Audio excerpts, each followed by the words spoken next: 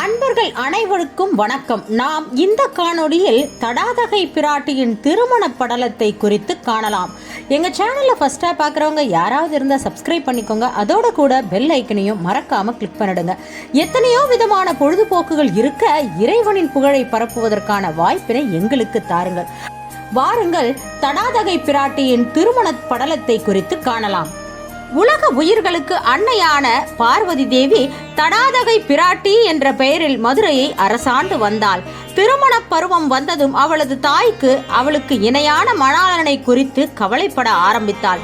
பிராட்டியோ, அன்னையே வருந்தாதீர்கள், நீங்கள் நினைப்பது எல்லாம் உடனே நடந்துவிடும் என்று கூற முடியாது. நீங்கள் கவலைப்படாதீர்கள், நான் போய் திசைகள் 4 சென்று நாடுகள் அனைத்தையும் வென்று வீடு திரும்புவேன் என்று கூறி உடனே எழுந்து திக்கு விசயம் செய்ய புறப்பட்டாள் தேவி.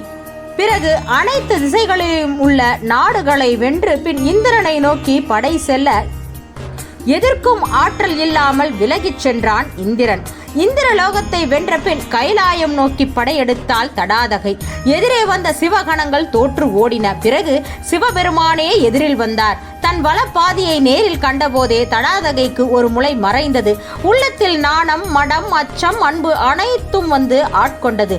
சிவபெருமான் பிராட்டியை நோக்கி, இன்று முதல் 8ஆம் நாள் சோமவாரத்தன்று நான் உன்னை மணமுடிக்க மதுரைக்கு எழுந்தருளுவேன் என்று கூறினார்.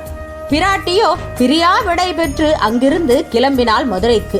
மதுரையை அடைந்த பிறகு உடனே திருமண செய்தியை தீட்டி ஓலைகள் அனைத்து நாடுகளுக்கும் அனுப்பப்பட்டது. எங்கும் முரசு கொட்டி செய்தி அனுப்பினர். சிவபெருமானும் குறித்த நாளில் மதுரை வந்து சேர்ந்தார். அவர் இடப வாகனத்தினின்று இறங்கினார். திருமாலும் பிரம்மனும் இருபுறத்திலும் நின்று வரவேற்றனர். அப்பொழுது காஞ்சன மாலை மகளிர் சூழ வந்து பொற்களம் கொண்டு அவர் திருவடிகளை கங்கை நீர் கொண்டு விலக்கி ஈரம் புலரும்படி வெண்பட்டினால் துடைத்து பனி நீர் தெளித்து சந்தன குழம்பை அணித்து கற்பக மலர்கள் சார்த்தி கைகுவித்து வணங்கி பொற்பு மிகு பாவையை மணந்து பொதிகை தென்றல் வீசும் பாண்டிய நாட்டை இருந்து ஆள்க என்று வேண்டினாள். காஞ்சனை மாலை வேண்டியவாறு வீட்டு மாப்பிள்ளையாக இருந்து நாட்டு ஆட்சியை ஏற்றுக்கொள்ள இறைவன் சம்மதித்தார். விடைக்கொடி கயல்கொடி ஆகியது, அரவுக்கலன் பொற்கலன் ஆகியது, கொன்றைப்பூ வேப்பம்பூவாக மாறியது, புலித்தோல் பொன்னாடையாக மாறியது, மதிமுடி மணிமுடி ஆகியது. தேவர்களும் திருமால், பிரமன், திருமகள், கலைமகள் ஆகியோரும் சிவகணங்களும் வேதம் பயில அந்தணர்களும் தவம் செய்யும் முனிவர்களும் பல தேசத்து மன்னர்களும் நாட்டு மாந்தரும் மகளிரும் குழுமி சுந்தரவல்லியாகிய தடாதகைக்கும் அழகுக்கேற்ற அழகனான சொக்கநாத பெருமானுக்கும் இனிதே திருமணத்தை நடத்தி வைத்தனர். பிறகு சிவபெரான் உலகம் காக்கும் மன்னர்கள் சிவனை பூஜை செய்வது வேதநெறி என்று உணரும் பொருட்டு தானும் அந்நகரில் நடுவூர் என்று ஓர் அழகிய நகரை புதுப்பித்தார்.